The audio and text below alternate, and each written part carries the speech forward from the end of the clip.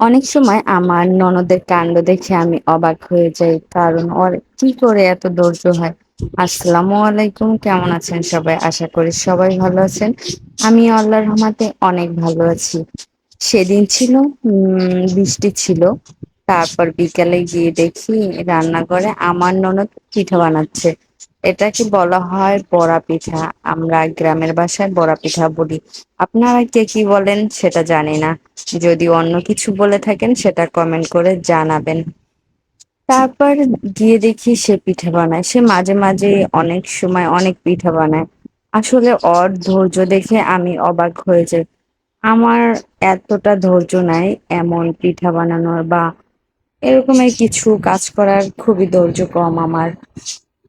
ওর অনেক ধৈর্য আছে। আর আমাদের বাসায় বৃষ্টি হলে পিঠা খিচুড়ি এগুলো করে থাকে, কারণ বৃষ্টিতে এই পিঠা খেতে খুবই ভালো লাগে। আর খিচুড়ি তো ভালোই লাগে সব সময়। সেই জন্য এরকমের বাসায় মা বা মিতালি আমার ননদ সে এরকমের মাঝে মাঝে পিঠা তৈরি করে। না বললেও সে ইচ্ছা করে বানাইয়া আমাদেরকে সবাইকে খাওয়ায়। সবাই ওর জন্য দোয়া করবেন, আল্লাহ যাতে ওর ধৈর্য আরো বাড়িয়ে দেয় বা এবং ভালো রাখে, সুস্থ রাখে। আপনারাও সবাই ভালো থাকবেন। আল্লাহ হাফেজ।